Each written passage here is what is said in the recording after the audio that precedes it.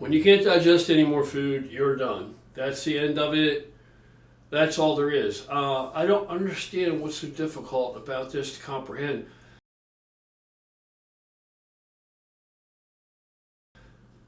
If you weighed, if you rated importance on a scale of 1 to 10, and you were going to say, okay, what are the most important factors that need to be considered or fulfilled for you to be able to, as effectively and efficiently as possible, to gain mass? You know, the nutrition is going to be number one. The nutrition is always going to be number one. I've said it before, and I'll always say it because it'll always be true. Nutrition will always be number one. If you don't, I mean, let's not, of course, somebody's going to say the obvious. You got to have water. You can go so many days without food, and you can only go 5 days without water or whatever have you, right? Well, we're just, let's not get ridiculous, okay? We know that we're made out of water more than anything else. So you want to drink water. And then again, maybe I shouldn't even make light of that because a lot of people don't place enough significance or importance on that. Well, hydration. Hydration is huge, man. You know, kind of going off on another little side road here, but it's absolutely directly related because we're trying to gain mass, right? If that's what you're watching this for, efficiently and effectively, you know, as easily as possible. I sodium load. Right, initially I sodium load, and I'll run that for a pretty good amount of time, as long as I can stand it. And the thing about the sodium load, I've told you before, is the foods that are high in sodium that I'm taking in, I need to take in significant amounts of water with that. I have to be aware of that, conscious of that. Now, you can take in more water when you're taking in all this sodium, but you don't want to negate the effect of the additional sodium, of the excess amount of sodium. You know, if you take in so much water that you wash so much sodium out, then you end up just coming back to where you started, as if you were taking in less sodium and less water, right? So it's kind of, you have to feel your way along and feel your way through it and read your body's responses, however responsive you are to it. If you start to get all blurry and puffy and full of water and shit, subcutaneously, if that's the kind of effect sodium has on you, then I would say you're not drinking enough water, right? You're not drinking enough water. But you don't want to, if you're walking around always puffy and you look like, a bloated mess, then maybe your body fat percentage is too high. Maybe you should address that initially. Or you're not getting enough water. Not getting enough water. And yeah, there's a genetic factor that plays into there too, but once you get to the point to say it must be my genetics, I've done everything possible, I know everything there is to know about it, I can't do anything else, it's got to be just genetics. Well, then you don't want that to become a cop-out, right? That's going to prevent you from actually acquiring the information and knowledge and experience that you need to be successful, because then you're relieved of all even responsibility to try any more beyond that. Because you say, oh, it's genetics, this is what it is. This is what it is.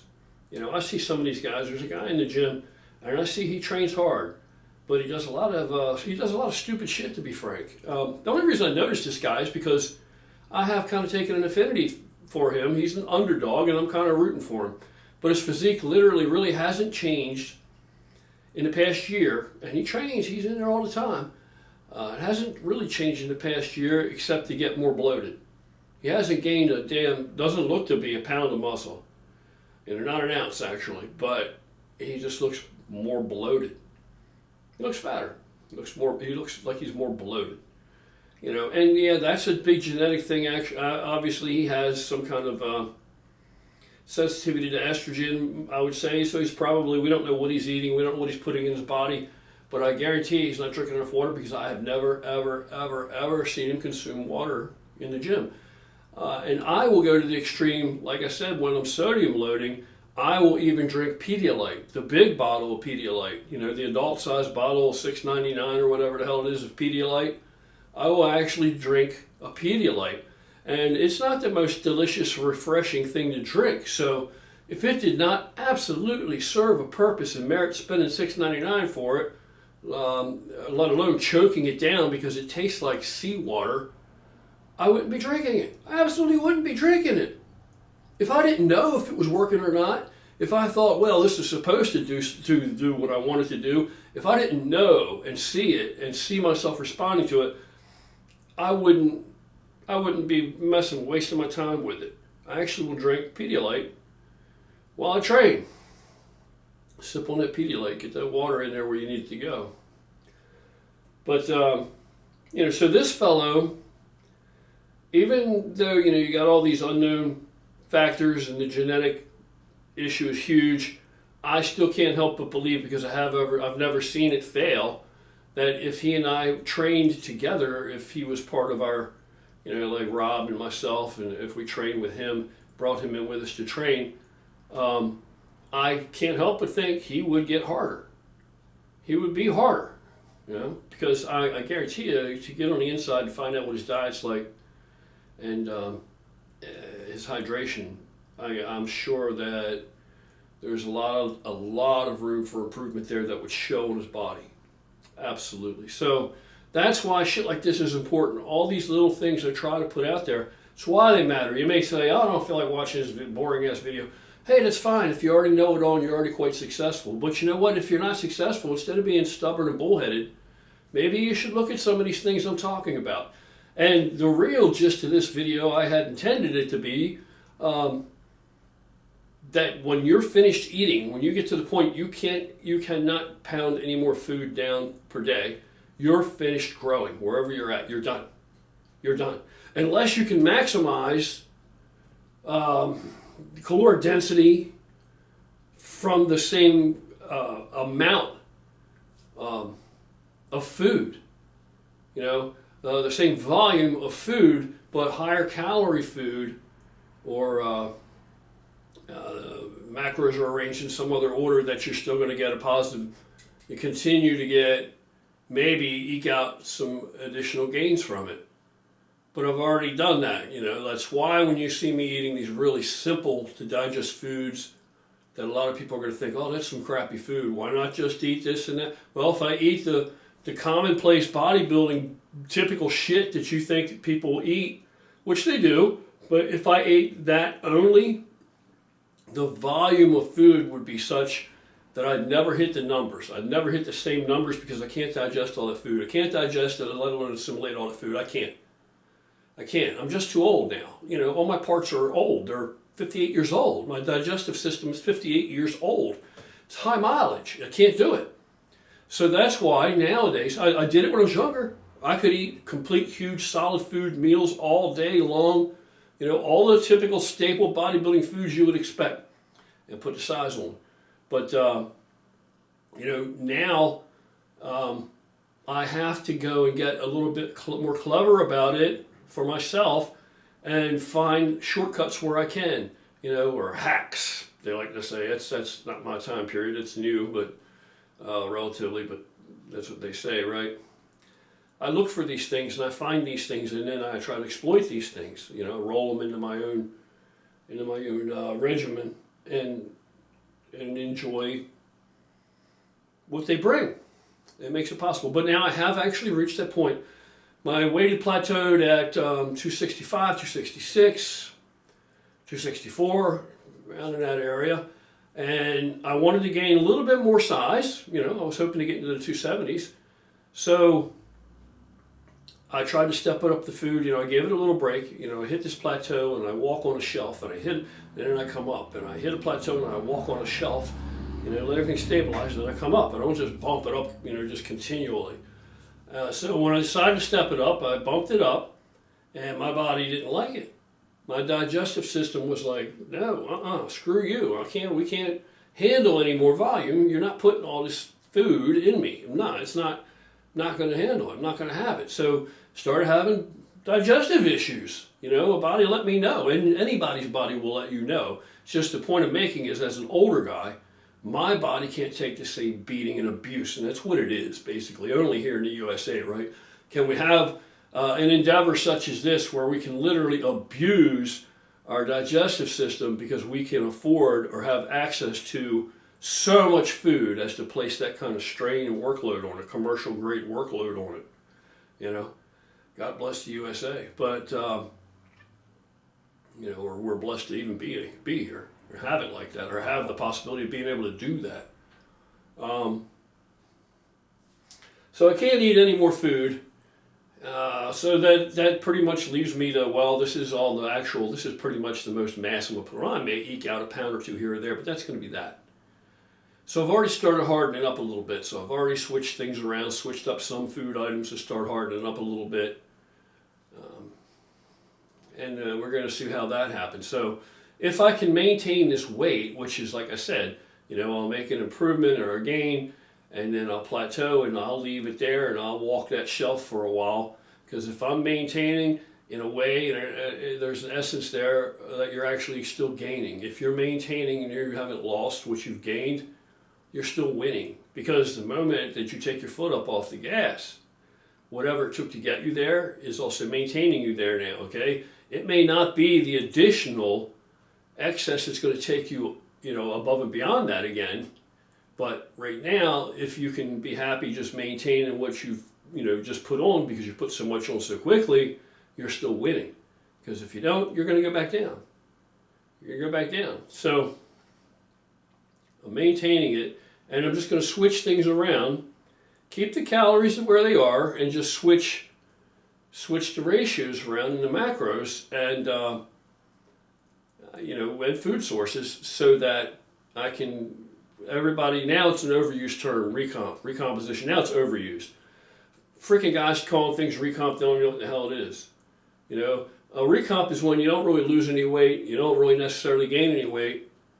You should just change up, you know, redistribute the composition of body fat ratios, body fat to muscle, etc., and you pretty much, hopefully, your target is you're not really going to lose a whole lot, but you're going to lose fat and replace it with muscle. And it's a long-term process.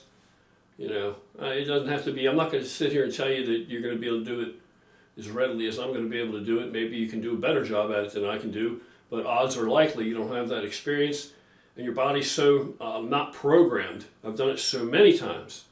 Not lately, but I've done it so many times that my body knows what's going on. It just clicks into like a program, and it'll just follow that program.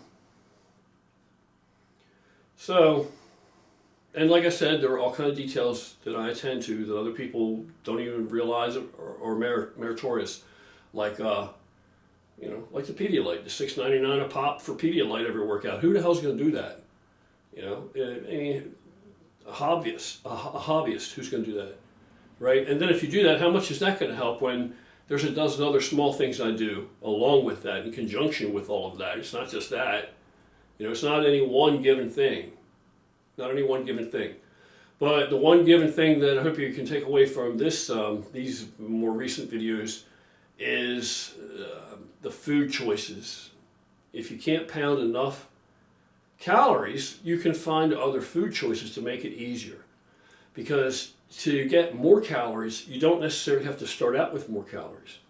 You can actually wring more calories out of the end product and the end result from what you're taking in than what you otherwise would from other food choices. And how that works is, if my food, if it takes less labor and tax on my body to digest and assimilate whatever that nutrition is that I'm putting in there, right? If it takes less as opposed to taking more calories to digest and assimilate and absorb, right? Everything costs calories. So there are really high caloric cost, not very cost effective foods that you can eat for gaining mass. And then if you're really counting pennies and nickels, you know, because you're running out of room to put more calories in, then you can take those calories and kind of, I don't want to say trim the fat, because that's going to give you the wrong idea. You're not really trimming fat out of it. But what you're doing is you're taking, you're tightening it down and making it more streamlined. The same number of calories. Now you want to come from, find places that simpler foods take less steps to digest and absorb, therefore cost you less calories to digest and absorb. So you're probably thinking, people are going to say, well, how many calories is that? Thermogenics. You're basically talking about thermogenesis, the opposite of that. So how many calories can it possibly be? Not much. Yeah, but it's every day. And growth is a slower, long, drawn-out process. It's every day, and yeah, it adds up. I'm not saying it's going to, you're going to gain 10 pounds of muscle from that approach. I'm not saying you can't. It depends on what the diet's like now and how many places you find to switch things up. But for most people, it might only mean a couple pounds, but I'll take it. And that's the difference. See, I attend to all the details, all the little details, and I'll take a couple pounds. It's not 10 pounds, well, oh well. I'll take a couple pounds if that's all I got. I'll take what I can get. I want it all. Within reason. Within this framework of what I'm willing to do to get it. So I'm not willing to tax my digestive system to gain any more size additionally, because I've found that place where my body doesn't like it, and I will do myself harm if I just say, well, I don't care if it likes it, I'm going to keep stuffing the food down because I want that next 10 pounds or next 5 pounds. Then I'm going to do myself harm. So it's not about doing myself harm, especially since I'm older now. It's just, I'm too easy a target for harm, if I abuse my body. So that's the gist of it. When you're finished eating, you're finished growing. The food that was excess, that had a leftover enough excess that enabled you to get to the point you're at now, that you just made these gains, that food is now your maintenance level. That amount of food, that food right there, that food, because you could possibly change the food up, like I said, and still eat that a little bit more. That, with the same numbers. But that food now is maintenance. Now it's maintenance. It's not going to take you to the next bump. It's not going to get you that next little bit of gains. You're going to have to eat more. And that's something, a lot of people, what's really always kind of funny but predictable, is when I really take them under my wing and they train with me and they eat with me and basically are around me so much, that we're partners, like Rob, for example. I get him to eating so much, it's hard to get used to eating that much. Everybody thinks they eat a lot until they really find out what a lot is and how much they really need to eat, depending on their genetics, for them to grow in their metabolism. So, got him to where he's gaining. Someone told him, look, you're going to gain a little bit of fat padding initially, and that's going to stabilize. And then you're going to, muscle comes on slow, fat comes on quickly. That's going to stabilize. You're not just going to continually gain that, but you're going to get a little padding. That's going to help you stabilize weight. That's going to help you train, and it is going to be healthy. Fat's very anabolic. Which just means tissue building. You can build fat very quickly, right? Most anabolic tissue in the body is fat. But then that will taper off, and then that'll calm down, and you will actually gain some muscle. And in turn, as you gain muscle, the relationship between body fat and muscle as far as ratios, the body fat percentages are going to drastically change. I don't get sloppy fat. I have in the past gotten pretty fat. I don't need to get sloppy fat. I can stay pretty hard. But when I first start to do it, I may gain a couple pounds of fat and don't see any new muscle yet. But then once the muscle starts to come on, it usually catches up and overtakes that few pounds of fat. Especially if when I walked into it, day one, I wasn't already hadn't already tightened down my nutrition, Anyway, that's all for now. So I can't eat more, and then I can't find ways. I've already found so many little shortcuts. I can't find more ways to get those calories in and make them go further, same calories. So pretty much this is going to be it, 265, 266, whatever the hell it is, wherever I'm at today. But I will still look like I'm getting bigger because it's an illusion, especially once I take my shirt off. When I take my shirt off, of course I'm going to look a lot bigger, at lower body fat percentages than at higher body fat percentages. I'm going to look bigger, but the whole point is, how big do you look with a shirt on, right? That's the reality of it. Big is actually big. It's subjective until it becomes objective, and you're being compared alongside somebody else who's big. Anyway, that's all. Let me get out of here. I need to get to the gym. I need to get in touch with Rob and head to the gym today. Take care. Have an awesome upcoming weekend. Have a wonderful evening.